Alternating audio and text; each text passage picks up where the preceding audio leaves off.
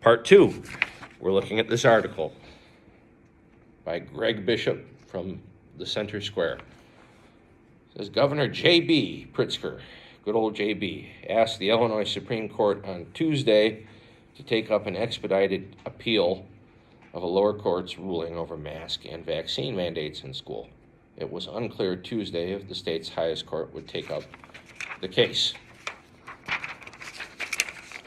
Last fall, separate lawsuits were filed on behalf of more than 700 parents and dozens of school staff against more than 160 school districts, state education officials, and the Pritzker administration. The lawsuits challenged mask and exclusion mandates on children and vaccine or testing requirements for school staff. Earlier this month, a Sangamon County Circuit Court judge deemed Pritzker's mandates null and void and issued a temporary restraining order against enforcing the mandates. Pritzker appealed to the Fourth Circuit Court of Appeals. Last Tuesday, the JCAR, Joint Committee on Administrative Rules, on a bipartisan vote, blocked emergency rules Pritzker's Illinois Department of Public Health filed the day before. The appeals court panel late Thursday found that because of JCAR's action, the governor's appeal was moot. So because the legislature finally took some action on this particular issue and said, that, well, maybe this isn't such a good idea, the governor could not act. So move. To move, yeah. I just want to write that in there so Since it's not a word I use. Since the legislature moot. Yes. Oh yeah, it means it's over. Void. It's void. Yeah. So because the legislature took some action, the governor could no longer do anything, says the appellate court. So hundreds of school districts have gone either mask optional or mask recommended. At least 2 school districts, including Chicago Public Schools, face contempt charges for requiring plaintiffs' children to wear masks despite the circuit court's order. So, Eli, I know you have had some very strong feelings about this issue. Mm-hmm.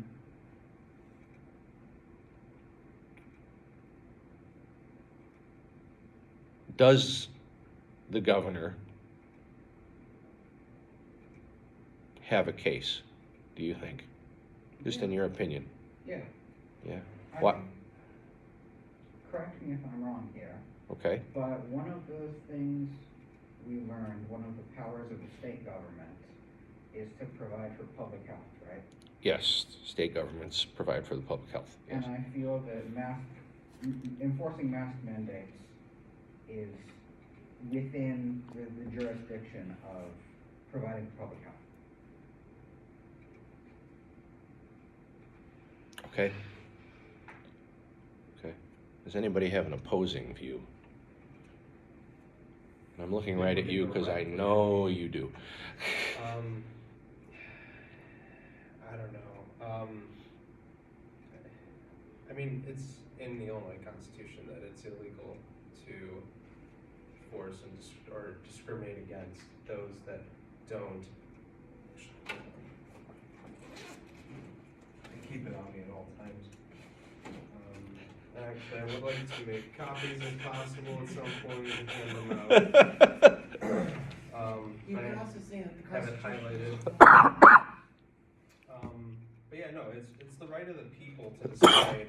Oh, if God. they are. I'm gonna talk while you go do that. Yeah. No, it's the right of the people to decide whether or not they want to take part in a medical procedure or anything like that, which includes testing, includes vaccines, it includes even wearing a mask. You know what I mean? This is medically recommended, but it shouldn't be enforced. I don't think that honestly any vaccine should be enforced because if vaccines do actually work and do the job they're supposed to, or that they're stated of doing, then it will still keep the people who got the vaccine safe from whatever it is. Because like, how many times did they say that the vaccine was going to help stop the spread and all of that kind of stuff? But it doesn't. You know what I mean? It was just to get people to do it. I mean, it doesn't stop the spread because not enough people are getting it. No. Wasn't there shedding too? What'd you say? Isn't there vaccine shedding? Yeah. So you get it, and since you have that virus, someone that's not vaccinated against it, they get it. It's almost like you have it. Yeah. Because in a sense, it's, I don't know how to explain it. Like herpes can be, activated again later and stuff. It's still like a dead virus that they're, putting into you, but it can, parts of it can be Like activated. shingles. Yeah, and especially with it like being an mRNA vaccine, it ends up being a part of your natural system. So like your body can kind of do whatever it wants with that shit at that point. But yeah, no. So our Illinois Constitution, which like I said, I will make copies.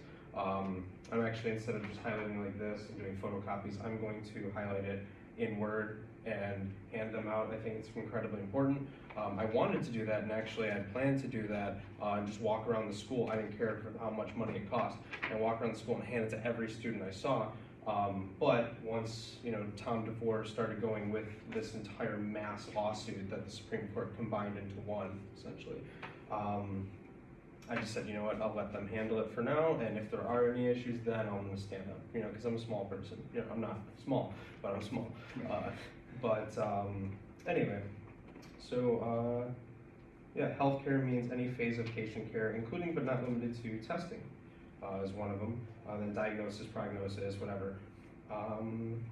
Medication, other care or treatment by a physician or physicians, nurses, paraprofessionals, or healthcare facility intended for the physical, emotional, and mental well-being of persons. Which realistically, the vaccine stuff and testing, all that, kind of tackles all of those, because I mean, the physical aspect, they're trying to keep you safe, whatever, but the emotional and mental aspect of those who genuinely care about it, I'm not shitting on you or anything like that, I'm just speaking my side of it.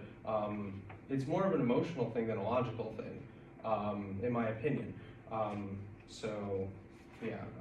that's kind of the whole, like, I wouldn't say necessarily I'm a libertarian, but I lean more towards that. Like, my freedoms don't end where your feelings begin. So you can get the vaccine if you want to, have at it. If you want to wear a mask, especially like N95 or whatever they are, protect both, both sides of transmission, or flip your mask inside out. And apparently I heard that will help too.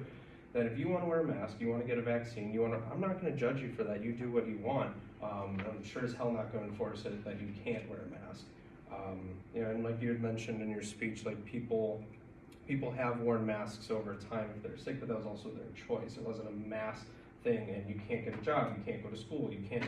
I mean, right now with this court case going on, like it said, they're facing contempt, yet they're still enforcing it. You know what I mean? One point real quick. Yeah, have there at it. actually was, I believe, mask mandates during the Spanish flu. Yeah. Most of the people died from pneumonia, which is, you actually have an increased chance of getting pneumonia if you're wearing a mask and inhaling moisture the entire day. And that was the biggest cause of death due to the Spanish flu. It wasn't necessarily the flu itself. So yeah, I do agree with the fact that there was, sorry. No, keep going. No, there were mask mandates in that time, but I think that they did more harm than good, because people were constantly breathing in moisture, just worsening or causing their pneumonia. Anyway. Can I add to what you said? Yeah. So going along with that, a lot of people are like, well, people that have gotten COVID, when they get in the hospital, then they pass. And it's been shown that how it's handled in the hospital, they're not properly treating COVID. And so they're actually dying from other things. Yeah. But I think also with the mask mandate, I think people get very political about it, and they forget about people that are dealing with it, because especially when it first started, it was a very scary time. Everyone was very unsure. People, young people were dying and whatnot, and I think sometimes you become insensitive to that, and not saying that you are, Yeah, no, Just something yeah. I've observed and, you know, cause I'm very much against that, the mask mandate and stuff, but I have people that I know that are for it, and it's, again, it's a very scary thing when people get blood loss. Well, and I feel like part of it has been to add more divide, because they knew that there were gonna be people that value freedom more than anything, and there are gonna be people that value safety more than anything. There's a ton of those people in this world. And it was just another thing to completely cause a gap rather than bridging a gap when there already was one. But, yeah, so this is the Healthcare Right of Conscience Act. I would look it up, and just know your rights, you know what I mean? Know your freedoms, and just always remember, like, they work for us, we don't work for them. Fuck the government, in a sense. And I guess if I can make another point Yeah. about what you just read off. I suppose it comes down to personal interpretations, because I personally don't interpret a mask as falling under the list of, what you read out, being a medical procedure or some form of test. I don't feel that this falls under that.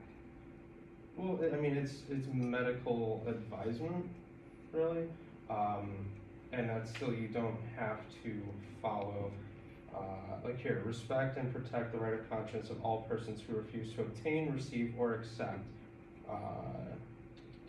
the delivery of, arrangement for, or payment of healthcare services, all that shit. Prohibit all forms of discrimination, disqualification, coercion, disability, or imposition of liability upon such persons or entities by reason of their refusing to act contrary to their conscience or conscientious convictions, providing, paying for, or refusing to obtain, receive, accept healthcare services and medical care. And this was more so, like I told my girl, like, I'm more okay with the masks than I am the vaccines. And I was never cool with the masks, but I wasn't like an asshole about it, honestly. I wasn't one of the people yelling in a store or anything like that. And I actually have medical reasons that do exempt me from having to wear the mask, because I have like chronic AFib, which causes irregularities in breathing and irregularities in heart rhythm and all of that stuff, that this actually has been shown to worsen. But I wear it, like I said, out of respect for people, like especially I wear it more now after hearing how strong you feel about it. I wear it more, especially when I'm like anywhere near you. Yeah. Just like I said, out of respect, but it shouldn't be like mandated. It should be a personal decision. But anyway, yeah, I think I'm done up here. I apologize for taking away from class. No, you're a great TA. If you ever need one, I'd love to. But, All right, let's keep moving. Hopefully whatever this is will be cleared up by Monday.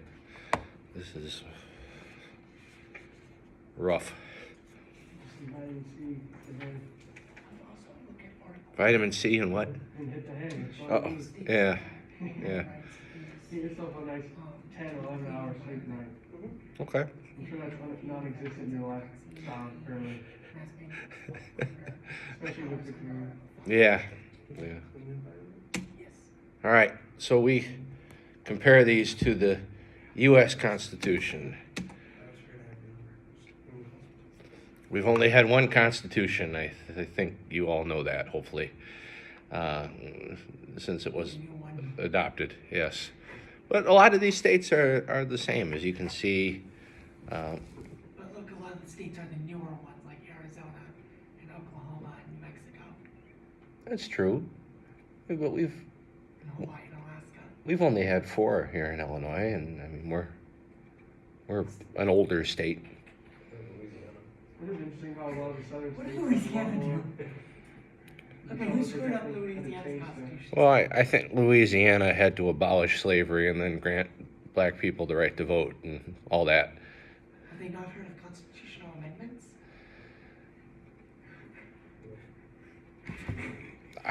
start from scratch, things are messing up. I have never claimed to be an expert on any state politics other than this one. So I don't know how Louisiana state politics work. I think if you just had to abolish slavery, you just write a small amendment put it to the people and you're good to go. Yeah. That was always my thought as to why the southern states in particular have so many. I know they all needed a new constitution after the Civil War to be readmitted. Yes. That doesn't explain why Louisiana's 11. Yeah, no. It is odd. And Georgia right behind them with 10. Mm-hmm. Mm-hmm. They didn't even make new constitutions during the Civil War, or is that not even something that would do? They probably would have kept the existing constitution that they had during the Civil War. I know that there were steps during Reconstruction, which probably included revising your constitution to be admitted back into the Union. Because after the Civil War, everybody in the South anyway, had military governors and were occupied. Might as well have been military territories. Yeah, exactly. So, we have the number of constitutions per state, as we've seen, vary from 1 to the largest is 11. And the length, I would not ask you about this anyway, but just as a point of interest, maybe the length of the average state constitution is 26,000 words. That would never appear on a test. All right. Please write out all the words on the Constitution. Yeah, the U.S. Constitution, 7,400. So state constitutions are much more specific on policy because they can be. These are 50 separate entities. We're not suburbs of Washington, D.C., which I think is a point that's often forgotten in Washington, D.C. We don't work for them, as Rob was saying. How many words are the Federalist Papers, do you know? No. Okay.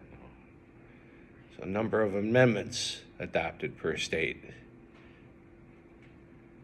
766 in Alabama, 513.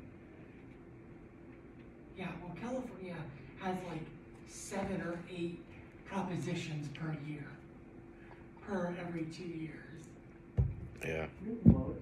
You said you did. One of them, no, Rhode Island's got 8. Oh, 8, yeah. Yeah, 766 in Alabama, all the way from 8, so it's wide ranging. You can tell Alabama's just they're trying to finesse things too much. Be a little too specific. Illinois is just sitting there with only 11. Yeah. We tried to get one done, it failed. So 49 states provide for the legislature to propose constitutional amendments to the electorate as a whole. And these are called, we covered this with federalism, they're called referenda, or No, the other one. what's the other one? Legislature-led? Legislature-led is initiatives? a ballot initiative is citizen-led. Legislator-led amendment? It would be a referendum. Yeah. So members of the House must approve the proposed amendment by a vote of 3/5. So after approval by both houses, the proposal is voted on by the electorate as a whole. And I think that's it. I'd like to thank the studio audience today. Don't forget, Test 1 will be open on March 2nd, and I will see you with your study guides on Monday. Are you like keeping them people, or would we get like graded? Make a copy for yourself. Well, I did, Yeah. but I'm just saying the ones that we handed in. I'll Are you grading, like? I'll look at them, grade them, give them back to you. I just wasn't sure. Yeah. It's more, a lot of the study guide is just copying down definitions. I was planning on just reading your answers to the questions if the answers made sense. It was just going to be a completion grade just to see that you did it. I just wanted it's easy points if you would like easy points, which I assume you all do. Yeah. All right, see ya.